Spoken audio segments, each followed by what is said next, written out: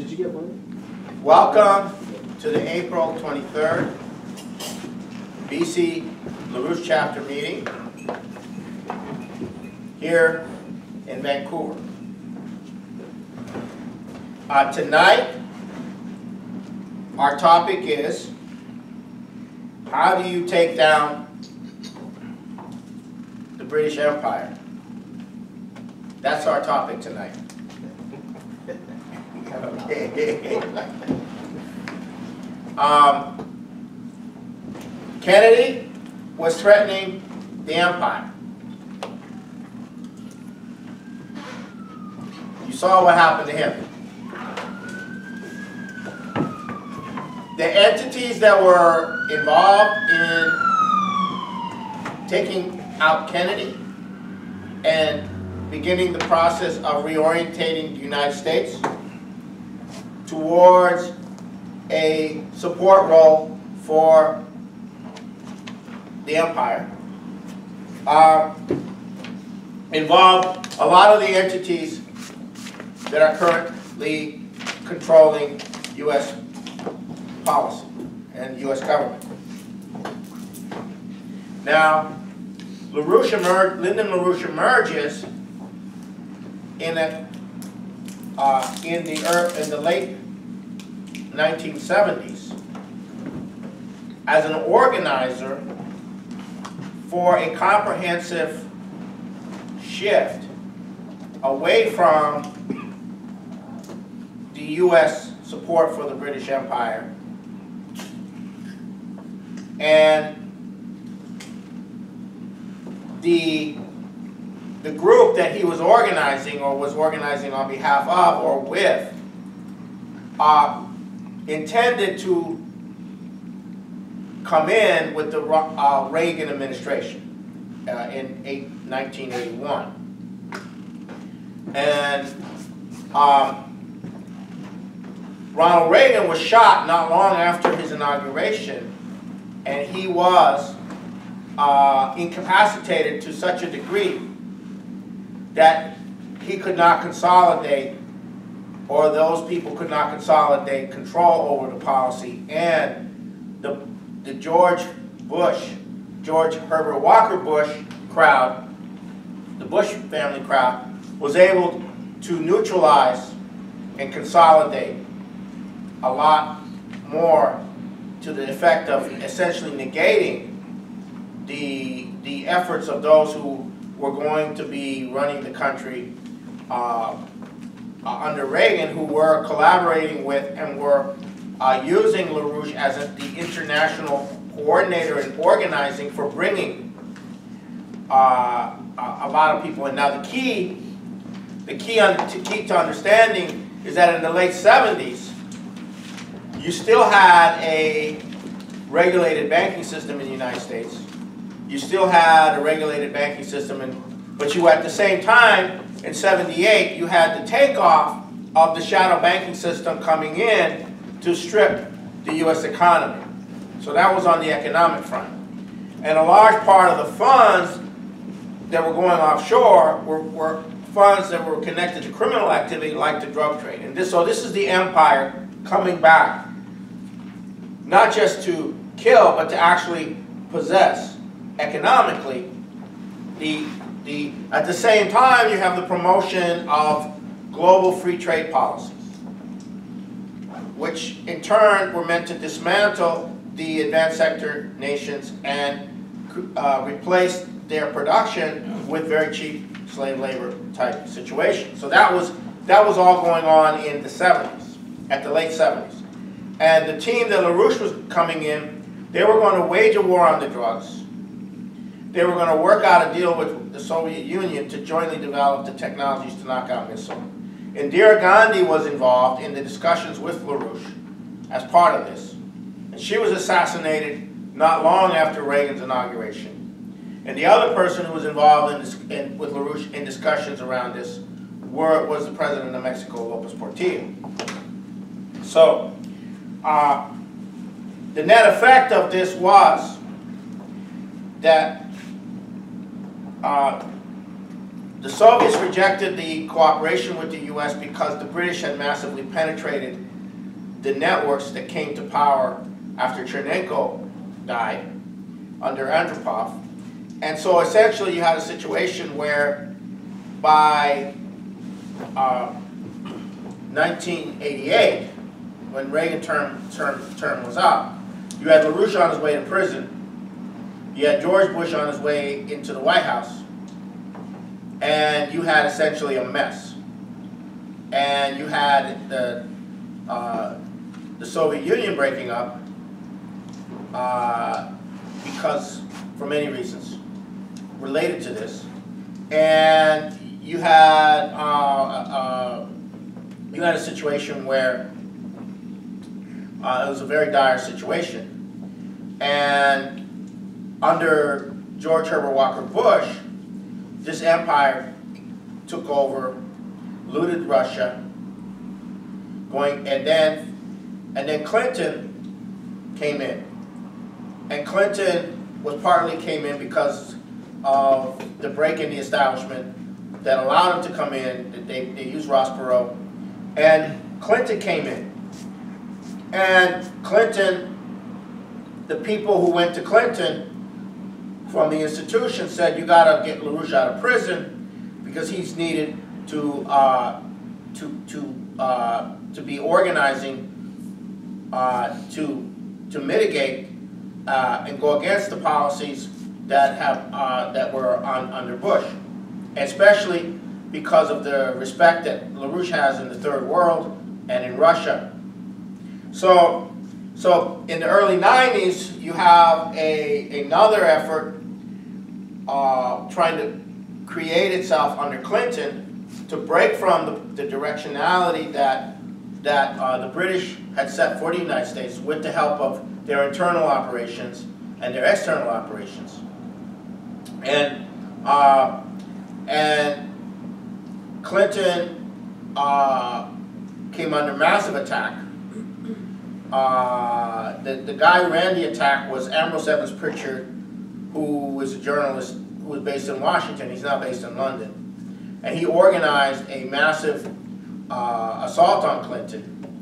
And a lot of things happened. And this possibility that existed under Clinton as president never materialized. He never got out from under all the operations that were being run and all the games that were being run. And a lot of the operations were being run through Al Gore.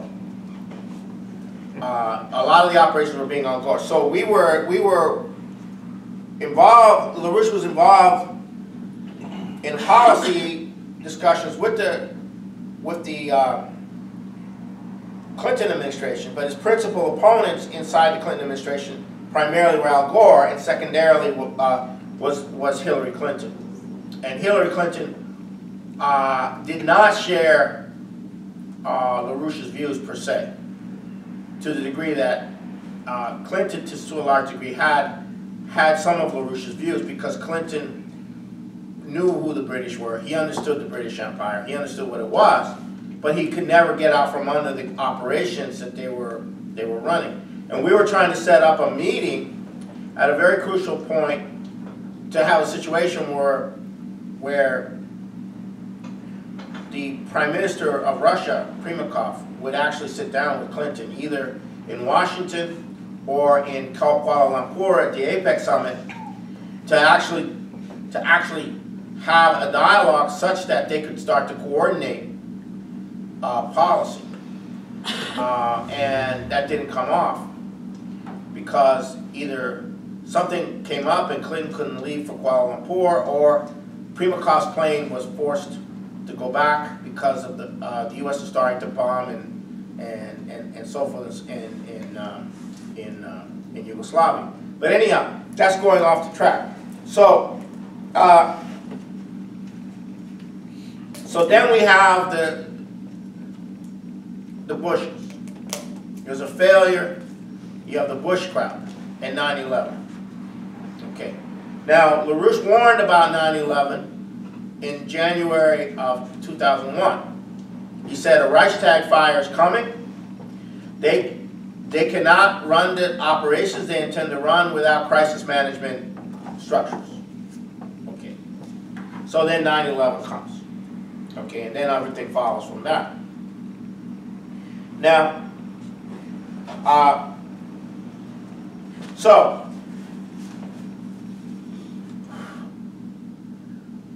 on the John Stockwell show, on the day, as 9/11 was happening, LaRouche was saying that this could not have been done without support from within the U.S. government. He said that publicly. And then, eventually there were investigations into 9/11, and one of the principal people on the committee, Bob Graham, and they had a staff, and the staff was investigating, and the staff got massive blockage from the FBI. Nonetheless, two of the staffers managed to get enough hard evidence on the Saudis to put 28 pages in the 9/11 Commission report, and then what happened was it got suppressed. And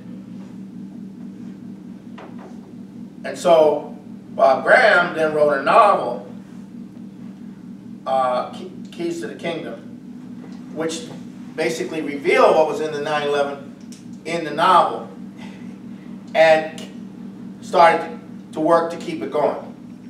Okay, and then we teamed up with him because we were already teamed up with all the people that were key people in the Kennedy investigation of the Kennedy assassination. People like William Garrison and Fletcher Prouty, those kind of people. We were actually working on cross-checking all of their facts and stuff like that, so that they wouldn't say something that would be stupid or something like that.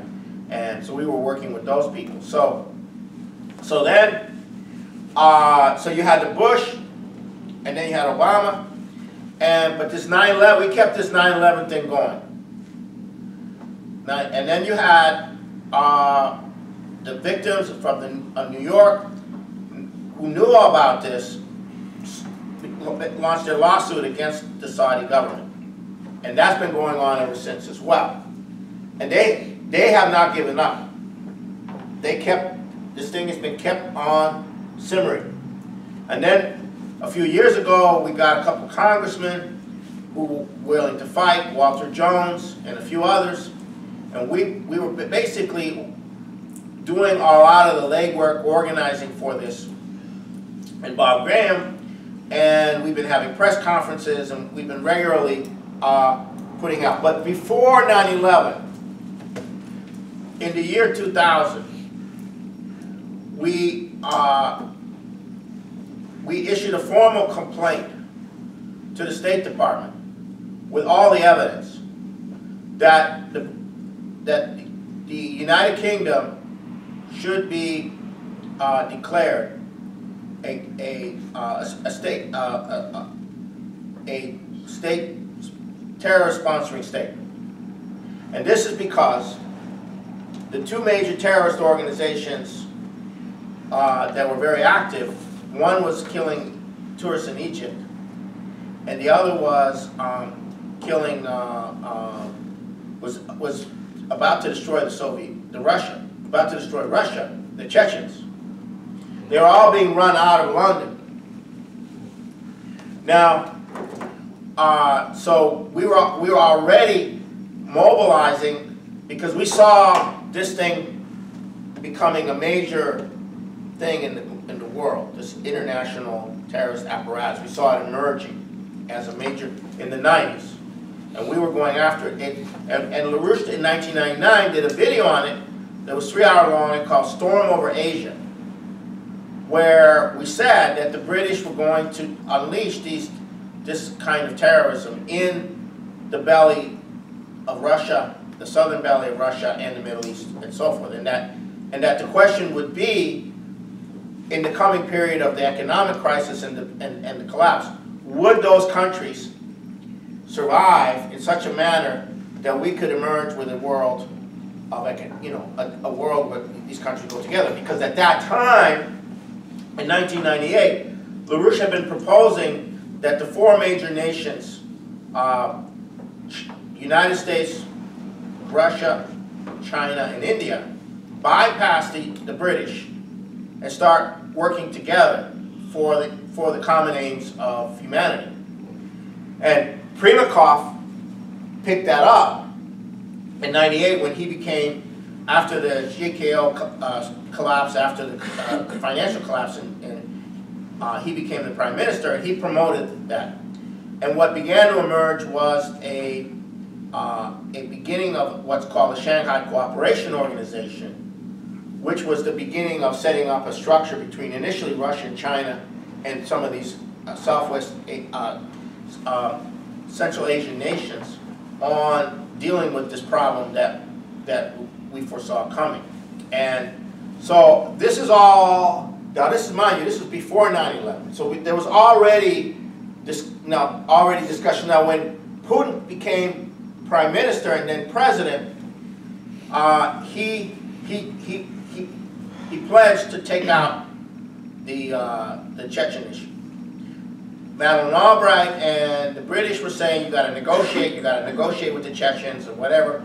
Russia was economically prostate. They'd had one Chechen war which ended in a stalemate, and Putin took out the Chechens. And the way he did it was he went to the people of Chechnya and organized an anti-Chechen capability, which came to power and was able to represent the people of Chechnya for Chechens. In other words, he didn't do we're going to occupy you kind of thing. It was he found those people who didn't like Saudi-backed terrorism, who didn't like organized crime, who didn't like the stuff, and they became. And so that's a model for Syria, later on for Syria. You don't go in and invade. You go in and you find the institutions that are actually willing, that actually have a commitment to development and to peace, and you work with those institutions to prop them up and help them out, and so that they can effectively fight, so that the people of that area can say, okay, we got a team that's willing to fight this, so we're willing to fight. We don't have to live under terror. So that's kind of the situation that existed before 9/11. Once 9/11 occurs, the population of the United States goes through this phase. One phase is the terror, and then the next phase is the failure to come up with the weapons of mass destruction. And there was a whole battle inside the government over that, because the Cheney crowd was determined to go all the way, and they were stymied in an internal fight, which we were directly involved in. We got out millions and millions and millions and millions and millions of pieces of propaganda attacking Cheney, exposing 90. We just went all out in the U.S. I mean, we had a massive presence on the streets, and so we cracked this thing. And so by the second term, Bush was the neocons did not have control of the Bush administration in the second term. But now we're coming to the next election, and so the British are afraid that Hillary, under the influence of her husband, would, as they would under Kerry, if Kerry had come in 2004 or 2005, and so they did everything possible to prevent Hillary from getting the nomination and bring in Obama. And Obama was a British agent. He was British all the way. There's no ambiguity there. But his handlers like Valerie Jarrett and the people around Tony Blair and the people that essentially run his operation, they use very sophisticated Tavistokian techniques. Rather than appeal to the neocons, they use very sophisticated, where you never know where he really stands, you never know where he really is. Everything's, and then they launch behind the scenes a wave of terror and assassinations and things like that. So it's kind of got that quality, that really British quality, that you don't know where anything is, you don't know where anything stands, that kind of thing. So we went to war once it became clear that that was where things were going, we went to war against Obama. But the important thing is we never gave up on the 28 pages. And so, now, I gotta go through the issue of the Saudis, because the Saudis have been under British control for 2 centuries, that whole region. The Saudi royal family and the British royal family have essentially become completely collaborative. Okay. The Saudis were built up by the British, and their oil empire is run by the British directly. BP and Royal Dutch Shell, Aramco is run by the British. And then a deal was made in 1995 involving Prince Bandar and Margaret Thatcher, which is a very important deal. This was the deal which set up, in 1985, a oil for weapons deal, but as a cover for a much greater amount of oil that was being given, which was being sold on the open market, and it was going into a slush fund to run irregular warfare operations. And it's estimated that by 2007, there was something like $100 billion of this money went into covert operations. And I'll explain why this is so important. So you have not only covert operations, like the terrorist apparatus being run inside Russia, but also all over the world. All these operations are being run with this kind of money. And it's also integrated with the drug trade. So what happens is that this is the enforcement arm of the empire. Well, most people think of the U.S. military as the enforcement arm of the empire. But the real enforcement arm of the empire is this international terrorism, which also sets up the pretext for sending U.S. military, for establishing U.S. military bases, for establishing military operations, what have you. But the military operations are never successful. But they do create a climate of recruitment for people. But that's not enough. The actual funds are there. Without the money, they couldn't do it. And then you have 9/11. Do they go after the people who did 9/11? No, because the people who ran 9/11 were in the government. So who do they go after? They go after the Iraqi, Saddam Hussein. They go after the Taliban, who was not involved in 9/11. They went after Al-Qaeda. Well, yeah, they went after Al-Qaeda. Yeah, they probably weren't involved in 9/11. They went after Iran. They weren't involved in 9/11. They went after Hezbollah. They were not involved in 9/11. You know, so who was involved? Well, who were the hijackers? They were mostly Saudis. Right. So this is percolating. Right. It's percolating. So and we've been going around to Congress every year or so with a massive campaign. The 28 pages, the 28 pages, the 28 pages. And more congressmen have started to privately read the pages, getting authorization to come in and read the pages. So we now have up to over 100 congressmen who now have read the 28 pages. Now,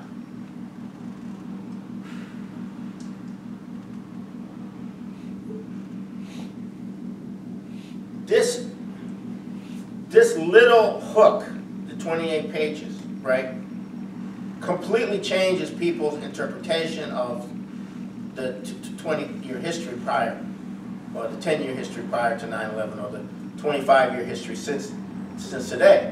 2 decades of history. You have a completely changed perception of history. Now, why are people having trouble with Glass-Steagall? Why are people having trouble in other countries doing what's in the interest of their nation? Because they're scared. That's why.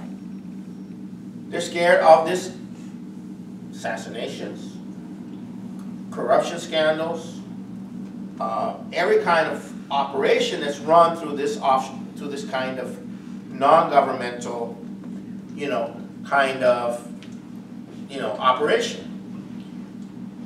But China has moved ahead, and Russia is moving ahead as well, and India is moving ahead, and their economic powers are moving forward. And Russia successfully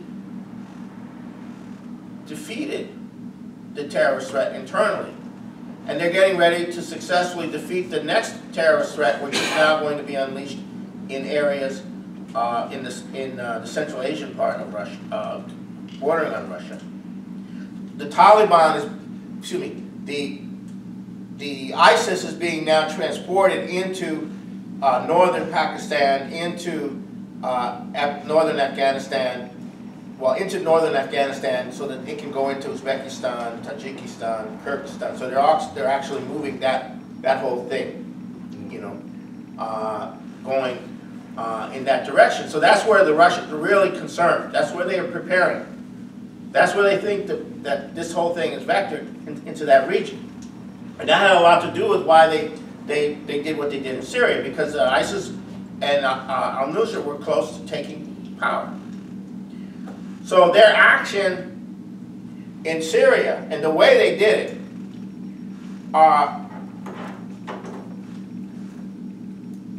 further opened the door, because it demonstrated that this power was not all powerful. Okay, and those forces in the West that are terrified saw some capability there. And then, of course, the Russians have been organizing American institutions and European institutions. The Russians have been very careful not to go into a confrontation with European nations and with the U.S., but they've been doing a lot of diplomacy, but also a lot of contact with institutions, saying, look, let's take care of this problem. Let's not worry about all this other stuff. Let's take care of this problem. Let's work together. So they've been doing a lot more diplomacy and a lot more networking, as the Chinese have been doing, than they have military. So it's very important to know this, that the Russians are primarily doing diplomatic activity, not military activity, in support of their operations. So this Al-Yamama deal in '85 is the cornerstone of the emergence of this British-directed terror capability. That's between Thatcher and Bandar? Huh? That was between Thatcher and Bandar? Bandar. Now Bandar goes on, he was the military attaché at the time. Then he goes on to become the ambassador and member of the Bush family. And then he is mentioned in the 9/11 report as having his wife provided the money for the hijackers in the 28 pages. He's mentioned in the 28 pages. Yeah. So how is he involved? How is he a Bush member, a family member? well, when he became a regular guest at the Bush family residence, he was considered almost part of the Bush family. Oh, okay. Bandar Bush was his name. He used to be, they called him Bandar Bush. Really? I didn't know that. So you have this enforcement arm, and if you're going to do anything positive, you gotta take on that enforcement arm. You can't move unless you take on the enforcement arm, and that's what the beginning process going on with the beginning of the call for the release of the 28 pages. Once people start to see what the 28 pages really say, then the ball is rolling. Why? Who covered it up? Who suppressed? Now, Bob Graham is giving interviews now. He's not saying that there was a cover-up. He's using a different term. He's using a different term, and the term he's using is willful deception and suppression. Willful deception and suppression, because there's a whole trove of other information that they're suppressing, involving Los Angeles, involving Sarasota, Florida, involving all kinds of 18, operatives, there's a list of 18 operatives that were involved, that they suppressed, that worked directly with the Saudi government, and on. There's a lot. The 28 pages is only the tip of the iceberg. So, so that's a very important aspect of this. Okay? So, now, before I get into the particulars, I just want to understand the British. Okay? The British began a movement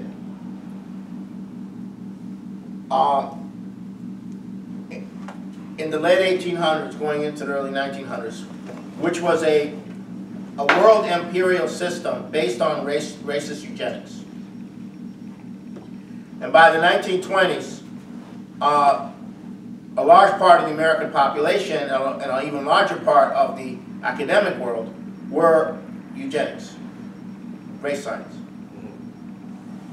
And if you lived in America in the 1920s, you heard about the Civil War and the freeing of the slaves, but you had the most incredible racial apartheid system in the United States that was, in part, connected to the fact that there had been a shift in the mindset of the U.S. population.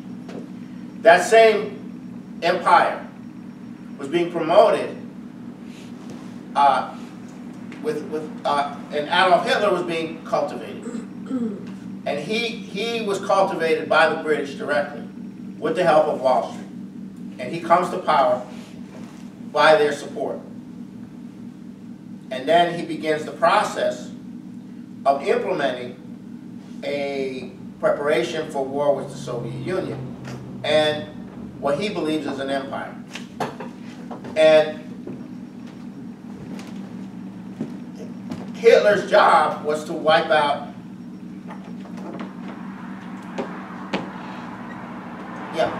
Hitler's job was to wipe out the Soviet Union. Okay, that was his job. But because there were elements in France which went over to Hitler, Hitler was able to come into France, where there's a fifth column. So that changed the geometry. And that means the British would have to make a deal with Hitler and be a partner with Hitler, but with Hitler having the upper hand. And that was not something the British had intended, so they brought in the United States. And as soon as the war looked like it was all going to be over, they went after FDR. And they brought in,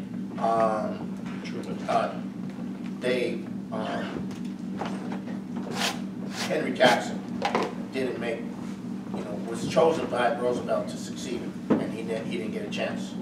Henry Wallace, I'm sorry. Henry Wallace could not succeed Roosevelt. So now I'm using the Hitler example because the Saudi example has similarities. But because you're living in a nuclear world, you can't run a kind of war with Hitler. You have to use irregular forces. So essentially, the same principle is involved. The Saudis become the promoters through the ideology of the Wahhabi ideology, which the British may have shaped in the late 1700s. There's a lot of evidence that the British actually shaped this ideology as a tool, as a future tool. Now, what this ideology does is it promotes this idea of an Islamic world state, an extreme version of Islam, right? And so it's developed as an irregular warfare tool with suicide, with a key component being suicide, and it gets to establish itself to some degree in Afghanistan, but also the Chechen wars, the veterans, the Chechens who made it out of Chechnya, became the actual cornerstone of the military developments of Al-Qaeda and al-Nusra and ISIS. The Chechen veterans play a very key role in this. But this is an army. This is war, but it's to be conducted as terrorism. They demonstrated their capabilities in the Mumbai incident in India. They've been testing it, working it. You know, and then finally, you have a split off from Al-Qaeda, puts forward the Caliph concept, and that becomes ISIS, you know, the Caliph idea. And now, all the people they're brainwashing and funding and financing are now, you know, going to submit to the Caliph and, you know, et cetera, et cetera. So all this is being done by the British with the Saudis. And then Putin goes in, the Russians go into Syria and stop it from taking over. And then that shakes everything up because the momentum, this thing works on momentum. It works on momentum. You know, it's invincible. It can't be stopped. You know, that kind of thing. And Putin stopped it, at least in part. So that changes the whole geometry. Meanwhile, the effect of the refugees and everything else like that is further destabilizing Europe, and it's destabilizing the United States. So you can imagine what would be the process that would now begin on top of what Putin has done in Syria if you now have the 28 pages come out. And you have the Saudis threatening to dump all their treasury bonds. What does this do? This is big. So, but this concept of the British of using irregular warfare against all the countries of the world to break them down, so they cannot oppose, they cannot defend themselves against the bankers, they cannot defend themselves against the Greens, against whatever. This whole process is so. If you're going to defend your country at this point, you got to take this apparatus down.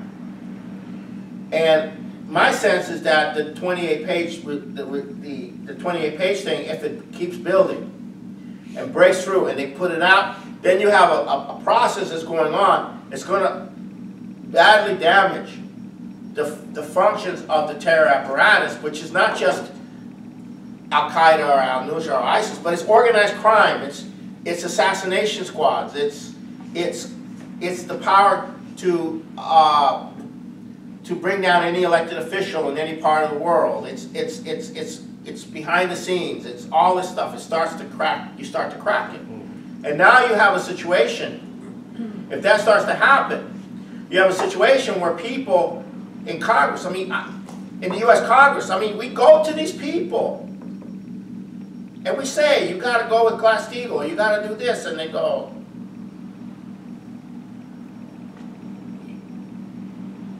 well, I'm scared. We're scared.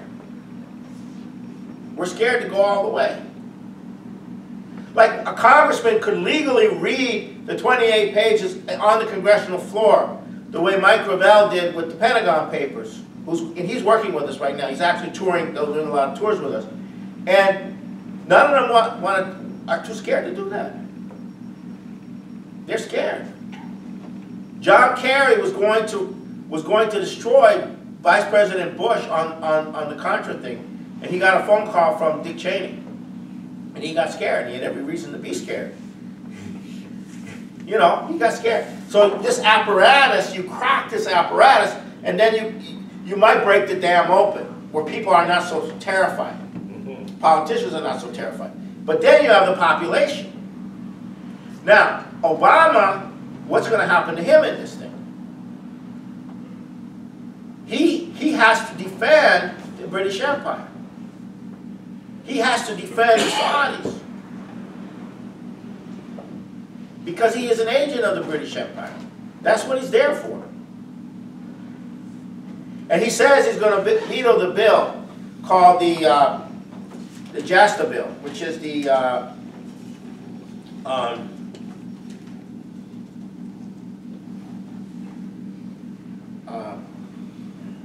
Justice, what's the JASTA bill?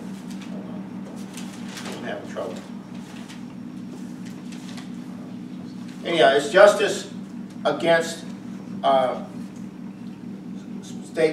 state terrorist. It's justice against state. So the bill is going to take out off the immunity.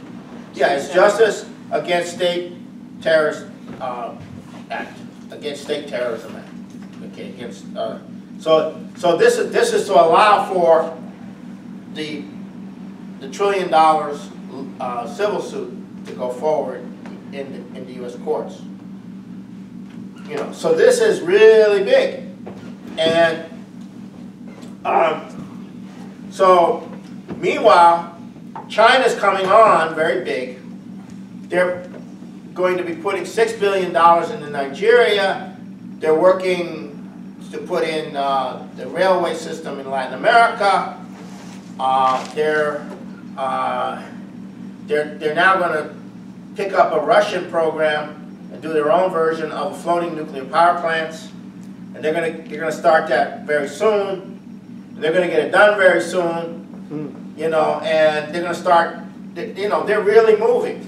They're really moving, and you know, they're on a different scale. They're coming into the U.S. and to Detroit. We're going to set up auto factories. We're going to help you guys out. You know, so they're gaining all the support all over the world for economic activity. And they're trying to you know, to do all this economic activity. And there's many other examples. I mean, they're doing this on a global scale. So you have that going on at the same time. And then you have, most of all, the financial system. It is not functional at this point. So, and the empire cannot count on the financial system giving them the power anymore. And you had the Panama Papers, where they tried to expose the people they wanted to expose, but they ended up exposing the whole thing. The whole system is based on these tax havens, which are the center of the financial empire. The center of the financial empire, connected into London, is the tax havens. And I said last time that the net investment coming out of the tax havens into London, into Britain, is about a net of $1 trillion a year. So this is huge. This is how the system works. Now governments can shut those tax havens down. They can demand.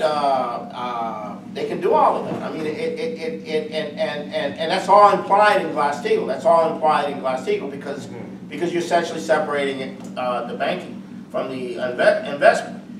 So you have all of this going on. So they're very shaky right now. And so Obama goes to Saudi Arabia, and his chief person, Josh Earnest, I like his last name, Josh Earnest, says that they did not, Obama did not bring up the 28 pages or the JASTA, and then he goes and meets with the Queen on her birthday, and now. Who, Obama? Yeah, Obama. How old is she now? 90. She turned 90. Okay. Now, this is really something. At the press conference, 2 hours with Cameron, where he was pumping to keep Britain in the EU, he shared an anecdote with the reporters that he had a staff person who normally stays in the hotel, but she wanted very much to meet the Queen. And so Obama got special permission for her to come and be in the receiving line, you know, for the Queen. And that staff person met the Queen and almost fainted. That's just a direct quote. And that's the special relationship. Nothing is going to impact that. That is solid. That will continue. This is Obama speaking. Hopefully, eternally. It's a special relationship with the British. That's now. He also had under his name an op-ed in the London Telegraph, Daily Telegraph, and I'll read you an extended quote. As citizens of the United Kingdom take stock in their relationship with the European Union, you should be proud that the European Union has helped spread British values and practices.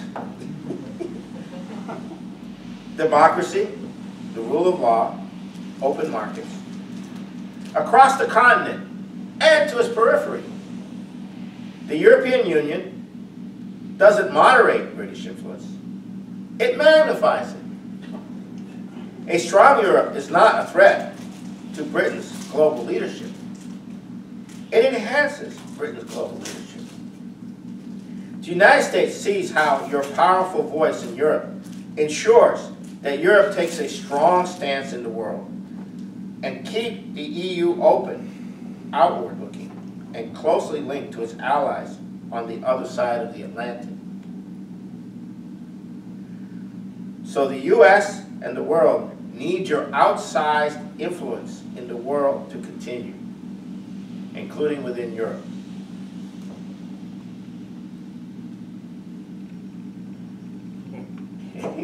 What can I say? Yeah. So I mean, it's pretty. He sees.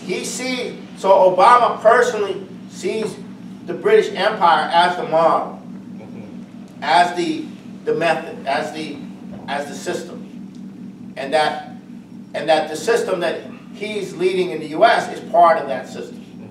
So this is pretty. Now I don't know how this is going to go over in the United States when people see this, but maybe some of them are too far gone to understand what this means. But anyhow. Or in Europe. Or in Europe. Or in Europe, yeah. Because they're going to be. Yeah, they're going to be, yeah. So now,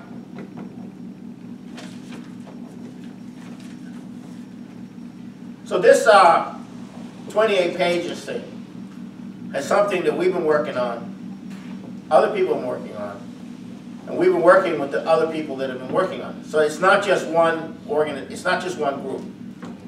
Jeff Steinberg, our LaRouche's chief, our chief of intelligence for the LaRouche movement, Jeff Steinberg, he's been in touch with these people. He's been continuously in touch for perhaps as much as a decade with all of the principals, the victims of 9/11, and so on and so forth.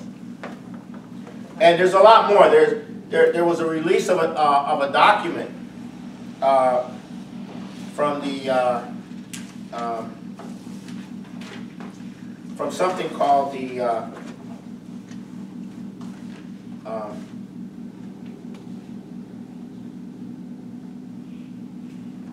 okay. So it's Justice Against Sponsors of Terrorism Act. Okay, and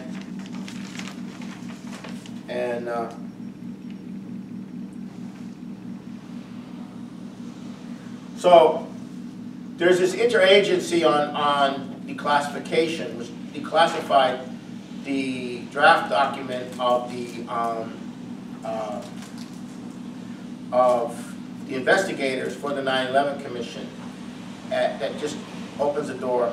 That they were pursuing the Saudi angle, and they were blocked at every turn by the FBI. And so this document has now been released, and we're now getting it out. So this thing is not over. So now,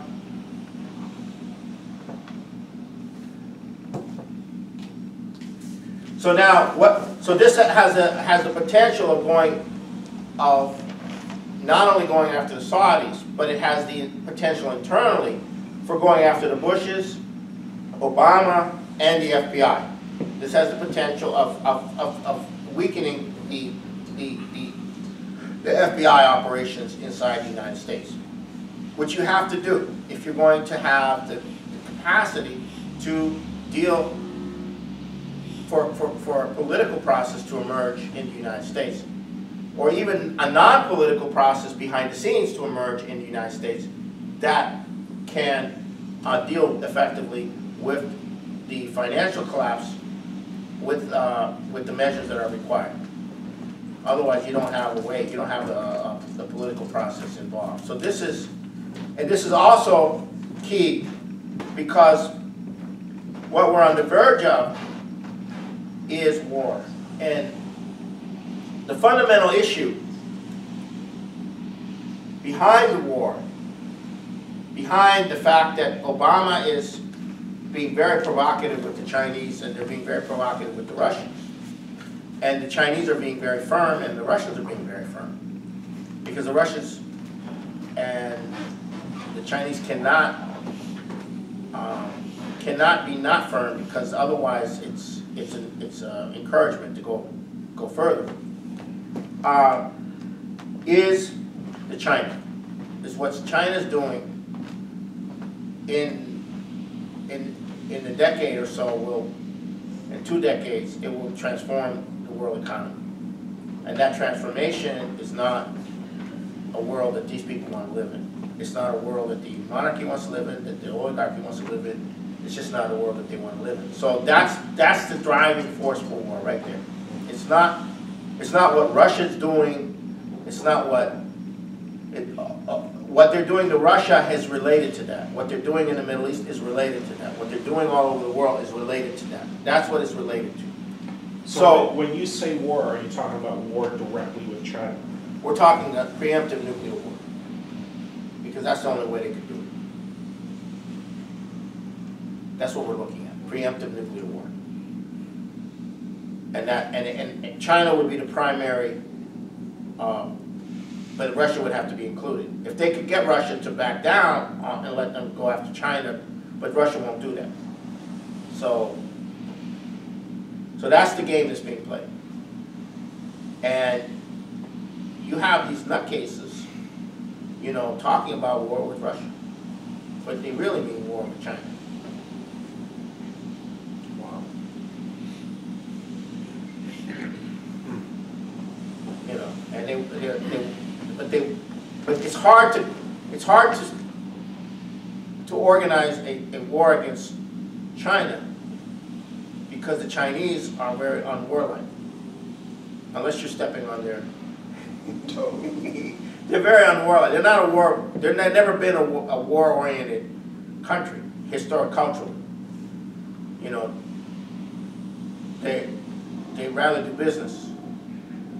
You know, that's, you know, they'd rather be doing business than having to go to war, because they've been through so much in China. I mean, and Russia too. Russia and China have both been through like so much in the last 2 centuries.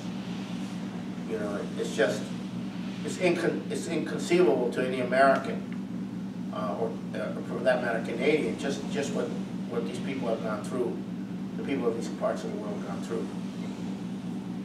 So I'm going to open it up for discussion, questions, whatever people want to raise. So when you say,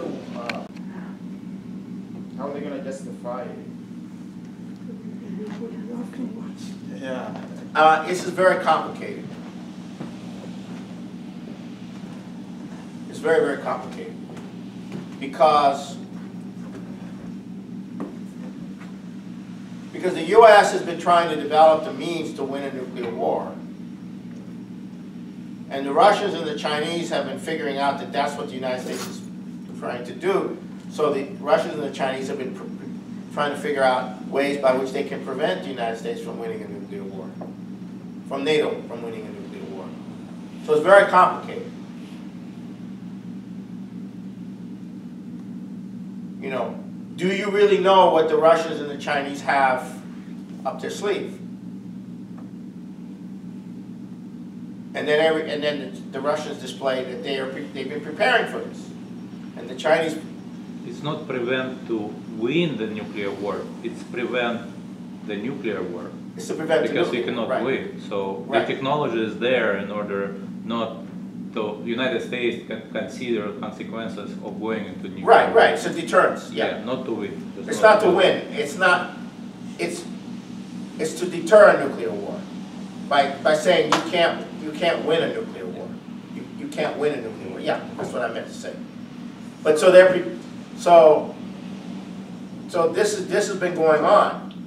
So if that's the case, during early mid-90s, when Soviet just broke down, they had United States was like a sole superpower. You would say.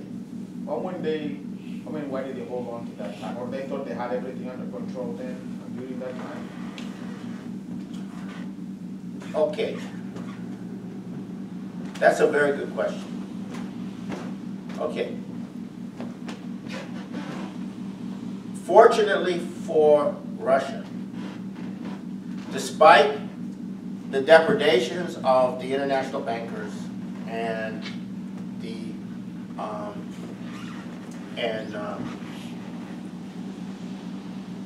policies that brought Russia economically down, literally, genocide. Fortunately for Russia, 8 of those years till Putin came in, or 7 of those years till Putin came in, or 8, were under Bill Clinton.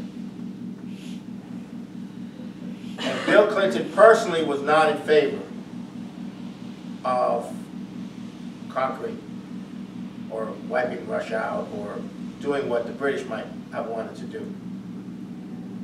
And by the time Bush is in there,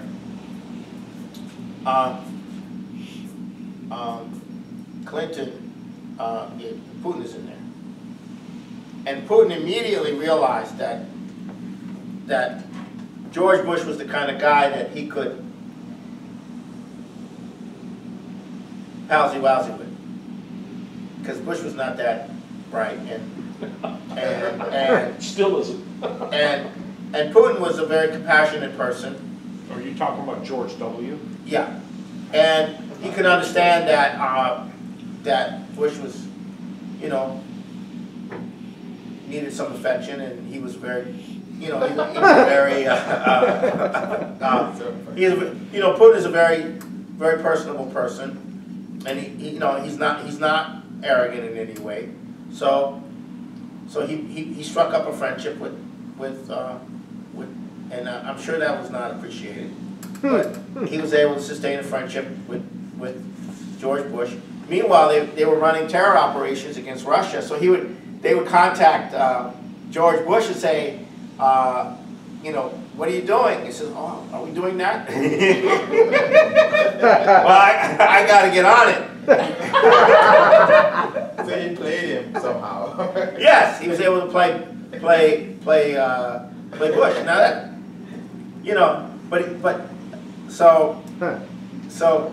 but see, and then Russia, you got to give credit to Russia's diplomatic corps.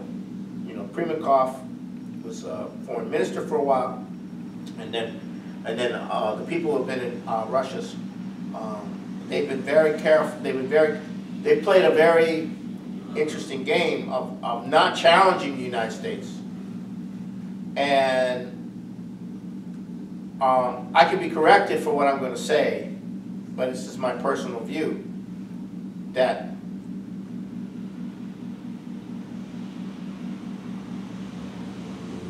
Putin played the Medvedev card very well,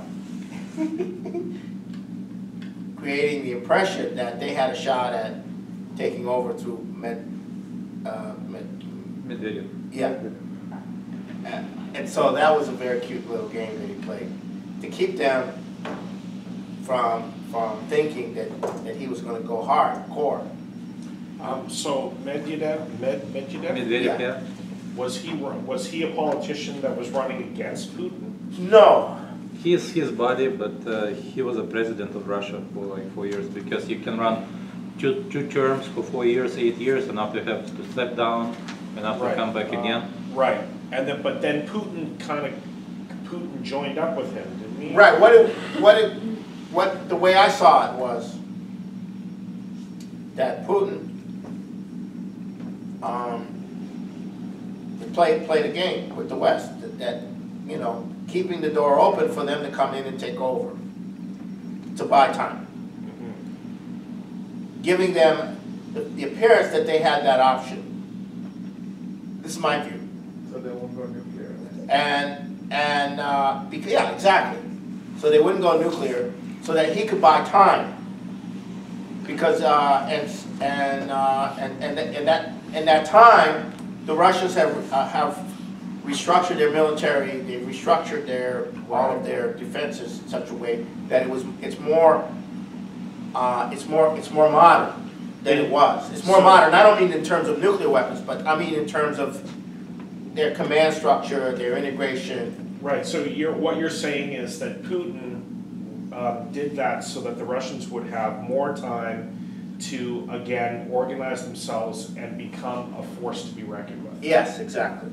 And he is still playing this game. Huh? He is still playing. He's still playing the game because he's not cracking down on the oligarchs. He's still playing the game. You mean within Russia? Yeah, because he could actually be much more beneficial for the people of Russia if he just set up a national bank instead of the central bank that they have, and just if he did what Glaziev recommended, Russia would take off a lot quicker. But he's still playing the game. Hey, like you said, he's still playing the game. And because there's still a threat, because of the threat that's still. Because Russia is not ready yet. Not ready yet. Because in the 90s it was destroyed completely. So you have to rebuild the whole power. No any other country does that in such a short time. Yeah. In the 90s, actually, America had Russia under control because with Yeltsin, there was so many CIA agents who were advisors. So Russia was prepared through oligarchs to give all resources to American companies. They did. Yeah. They did, yeah. And that's where all oligarchs came up. So Through Soros. Yeah. But the population got very angry. Well, it was genocide. Like Yeah, the population got very angry, and then that led to the rise of Primakov and Lushkov.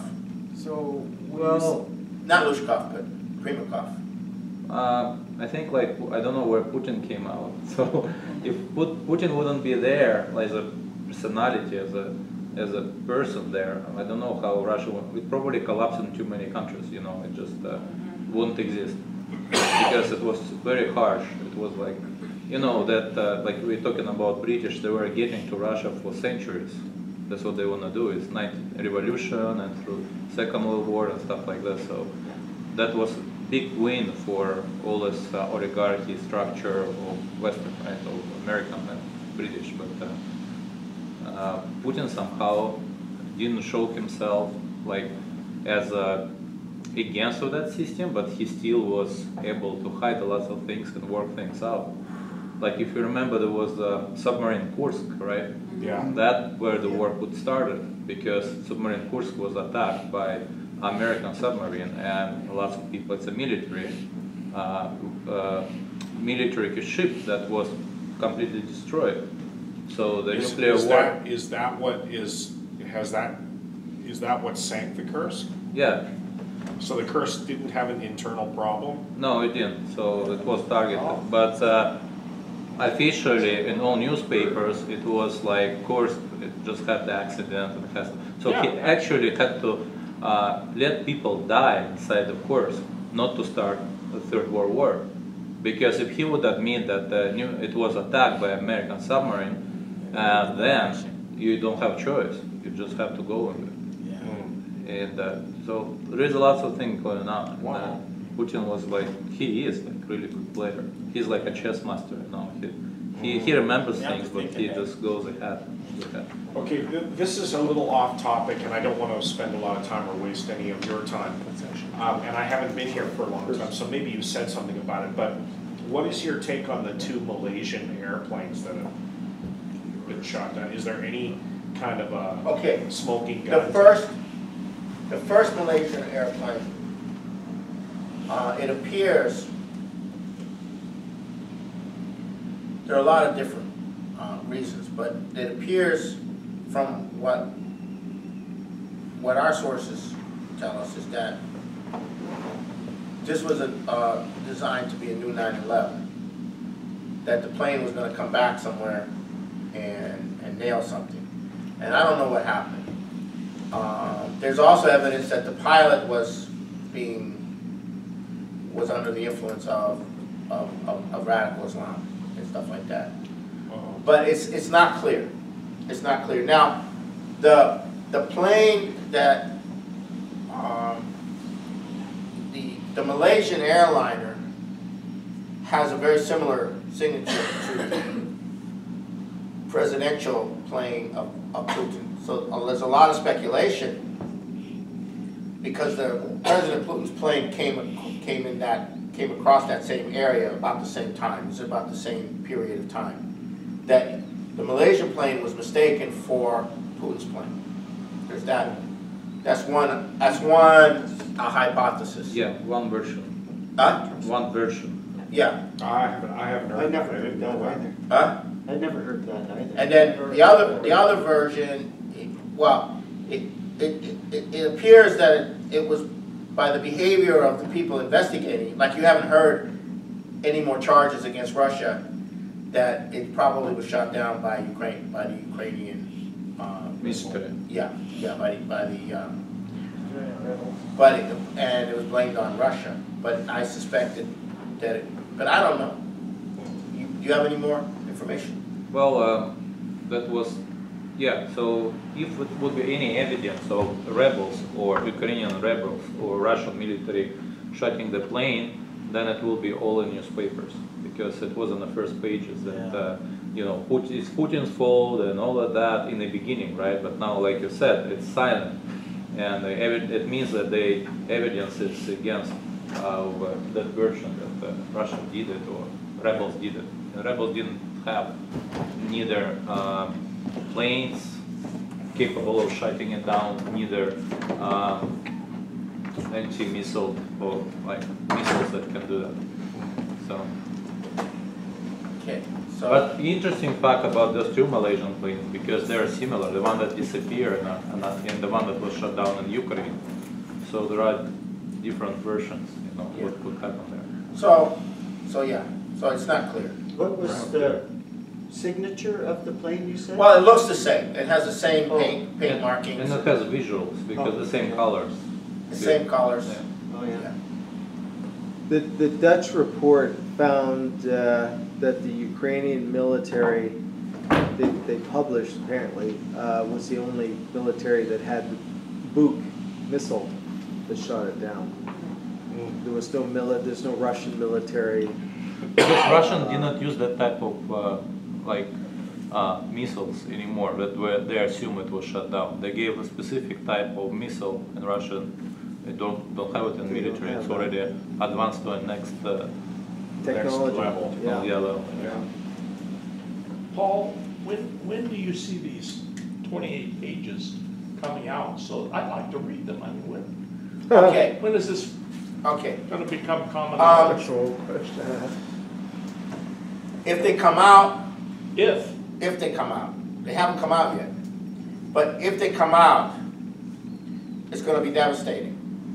I know, that's why I'd like to have If they don't come out, I'm recommending a congressman on their own take the courage to read them out loud, you know, etc. But it's a trap because we all know what's in the 28 pages. It's just that the American people, if they actually read it, it has it's a verification of what we already know. Yes. But we already know what's in it. And everybody and the 100 plus congressmen who've read it also know what's in it. So it's not like nobody knows what's in it. It's a question of whether you actually say it. Now, when you say that, when you put it out, then, well, what the hell has this last 15 years been? And then that's when people, it's like 100 times there were no weapons of mass destruction. And so if you think the credibility of the power structure today is anything, you'll you're gonna see the credibility of the power structure, you know, Disappear. disappear. Now, against that backdrop, you've got an awful lot of discontent and Yes. unrest down in the States. That could be like throwing gasoline on the fire. Yes, of course. And you could have then internal revolution, dissent, armed conflict against the power structure.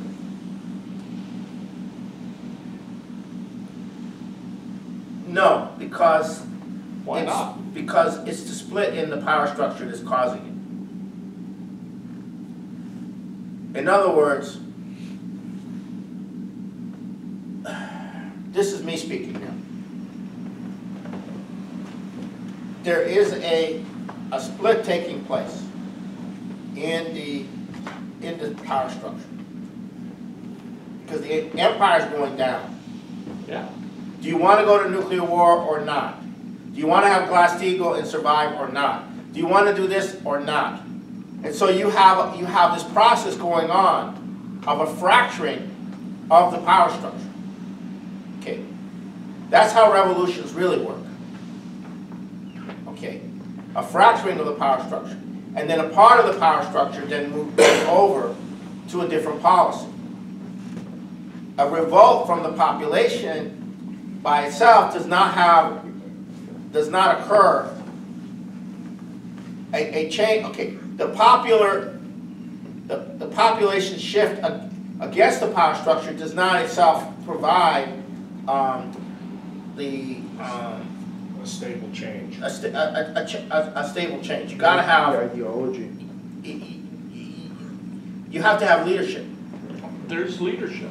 Okay, now this is very important. The Bolshevik Revolution did not occur just because some people rose up. There was a crack in the power structure. Because the Tsar had gone to war, and the Kerensky government continued the war, and Russia collapsed. And there was no agency that could come in that had a plan, except planning. And the LaRouche movement, in spite of its very small size, has a plan. And we're getting that plan out. And we're getting it we've been getting it out for quite a long time. And it's precisely that which people have to go to. But the people out there who are angry, that anger will not is not bad. It is potential, but it doesn't create a viable by itself. You need to shape it with a policy. Trump could turn that anger into creating a new enemy image, like Hitler did. You know, and Bernie Sanders could do the same thing if he is not careful. It could become like the French Revolution. You know, or you could have the Trump versus Sanders. No, I don't think so. I think you'll find that I think so too. they come together. I think they come together. Yes. I don't think they're going to be separate. I think there's a possibility there. Yeah, it might be very possible. But then the question is, what will Trump do and what would Sanders do? That's going to be our job. That's our job. Our job isn't to be cheerleaders for them. Our job is to provide the policy. Go ahead, what were you going to say, Ned? Sorry. I'm just curious to know two things. If anybody's seen the 60 Minutes thing, because I haven't. I have. Yes. You have? Mm-hmm. Is it the kind of thing that'll get people? It's what triggered, it's what started the ball rolling. The 60 Minutes interviewed Graham, it interviewed Porter Goss, former head of the FBI, it interviewed former Secretary of Defense, Secretary of the Navy, Lehman. Did you guys record it at all, or? Yeah, it's on YouTube. It's on Okay, YouTube, it's on, yeah. You can go to YouTube. Okay, because that's cool. I do have another question though. Yeah. I get an impression, and I could be wrong, but it seems like Bernie Sanders keeps revising his position depending on public or some forces. Like he's finally come out and spoken against these super delegates. Now he's in favor of the 28 pages being released. He wasn't, no, he wasn't in favor of it Oh, he before. wasn't? No, but he was now. He So is is now. Hillary. Yeah. So are American people becoming aware and getting pissed off, and he's having to Well, Rise. so the superdelegates thing, I can't remember who started it, but I know Ben Swan, like they were starting to get some mainstream coverage. Now, a lot of, I saw a video that some Sanders supporters put together. And so they're, Yeah. you know, they're leftists and they're putting together this video to educate people on the superdelegates problem. And one of the people in the video says, well, why hasn't Bernie Sanders been talking about this? Why don't we know about this? Very valid question. Yeah. And so I think there was pressure coming from his own activists and his own people saying, holy crap, what are you setting us up for here? So this is still an internal thing, like within What do you mean, an internal? his own people, you said. So like. Yeah, I think Amongst- but his own people are, public mainstream kind of. Relations, you know, and trying to deal with this campaign, so I think they're saying, you Okay. gotta deal with it. Okay. Yeah. Either And is that you gotta come out on the the side. same thing with the 28 pages? Is people within are pressuring him to do that as well? No, the 28 pages has got to come from a higher place. That's an institutional. You don't do that without knowing, like considering all of the, like Paul said, how afraid people are. Because I mean, we've had meetings with other people in Washington before, and they've said, no, we can't do that because we need the Saudis. Didn't someone say that we need the Saudis? Yeah, the Saudi thing is very interesting because of the threat coming from Saudi Arabia to devastate the U.S. with attacking the U.S. Financially, economically. But that's exactly the Glass-Steagall moment. That's exactly the moment when you okay, you want to attack us, okay, we're going to wipe out all this worthless paper, and so forth. But the Saudis are not running it themselves. The British are running the Saudis. So the British, when I mean running it, I don't mean influencing. I don't mean an influence. They are actually running it. The Saudis do not do anything without permission from the British or coordination with the British. They don't do anything. That is the way it's been for 200 years. Go ahead. That's an example of that. We have a member that comes quite often, Dr. Hussein. Oh, yeah. He works for the Saudis. He talked to the oil minister that was in charge of oil production in Saudi Arabia. And they were at coffee one day, and because he'd worked with him extensively for a year or two, and he was kind of got friendly with him. And a phone call comes in, and he says, oh, I have to increase production. Well, what do you mean you got to increase production? Oh, BP's phoned me, and basically they've... Did you get one? Welcome to the April 23rd BC LaRouche chapter meeting here in Vancouver. Tonight, our topic is, how do you take down the British Empire? That's our topic tonight. Okay. Kennedy was threatening the empire. You saw what happened to him. The entities that were involved in taking out Kennedy and beginning the process of reorientating the United States towards a support role for the empire involved a lot of the entities that are currently controlling U.S. policy and U.S. government. Now, Lyndon LaRouche emerges in the late 1970s as an organizer for a comprehensive shift away from the U.S. support for the British Empire and the group that he was organizing or was organizing on behalf of or with intended to come in with the Reagan administration in 1981. And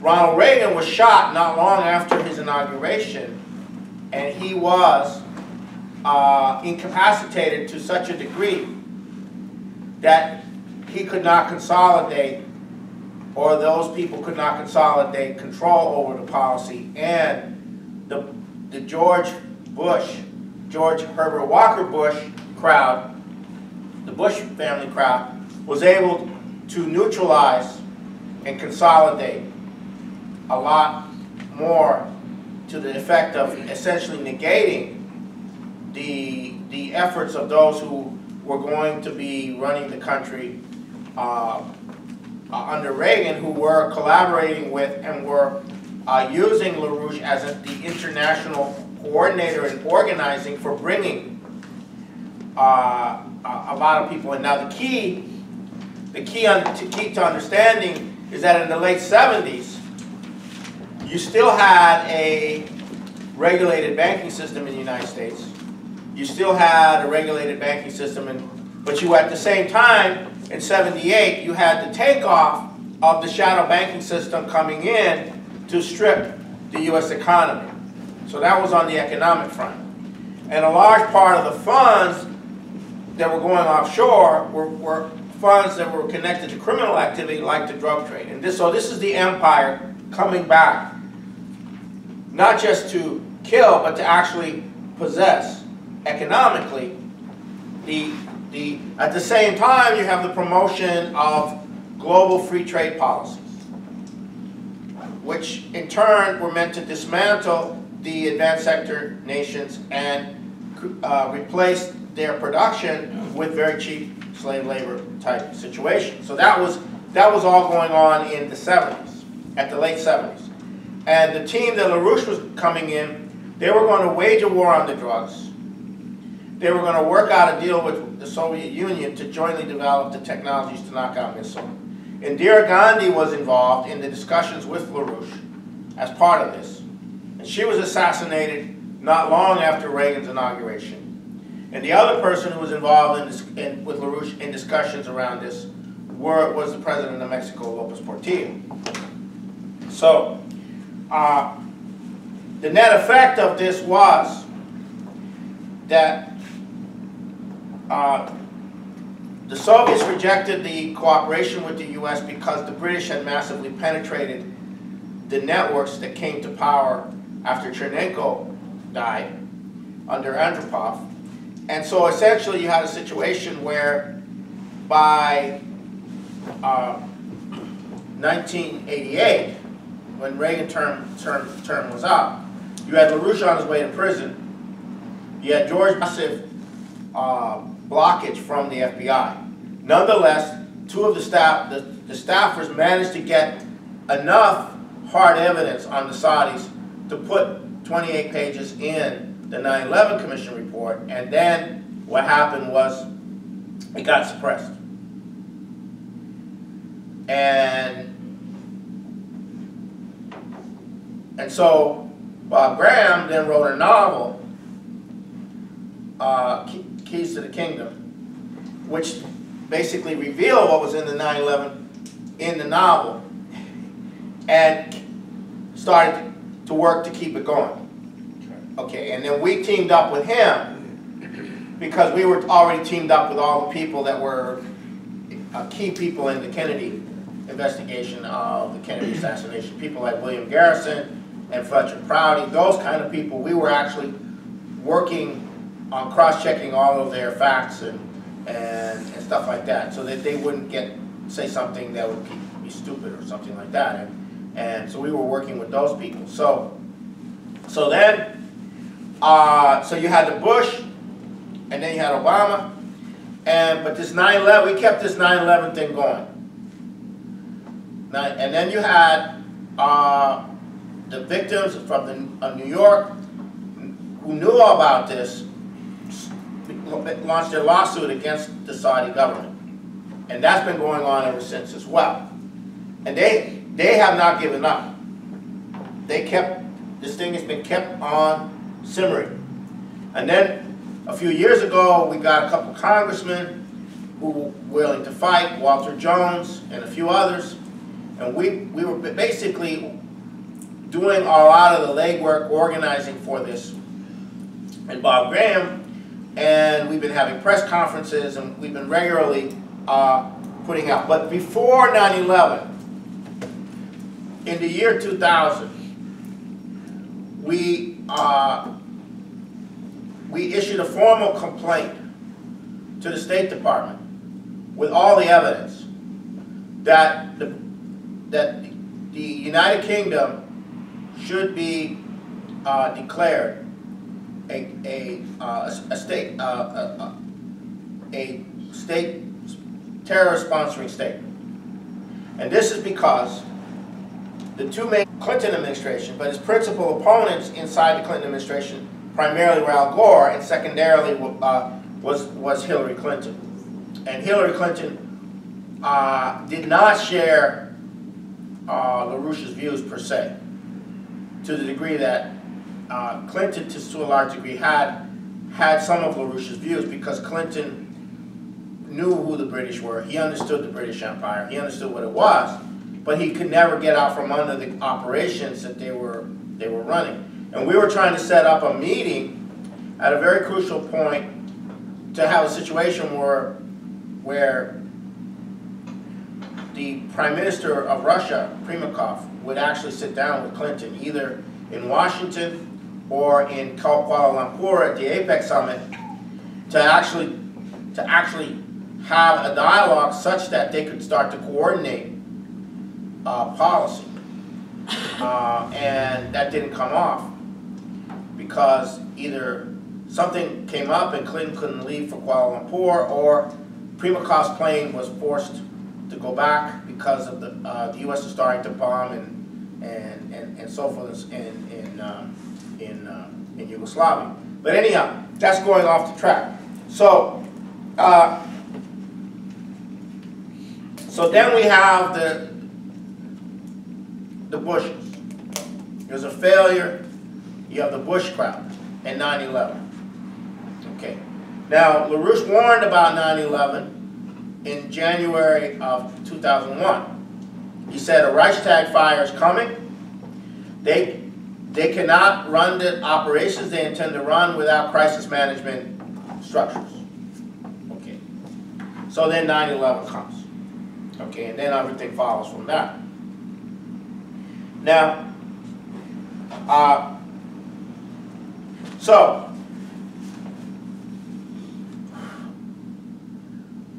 on the John Stockwell show, on the day, as 9/11 was happening, LaRouche was saying that this could not have been done without support from within the U.S. government. He said that publicly.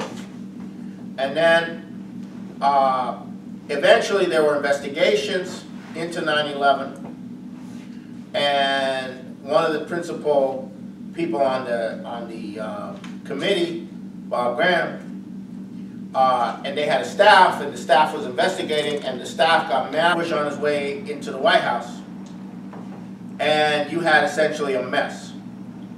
And you had the Soviet Union breaking up because, for many reasons related to this, and you had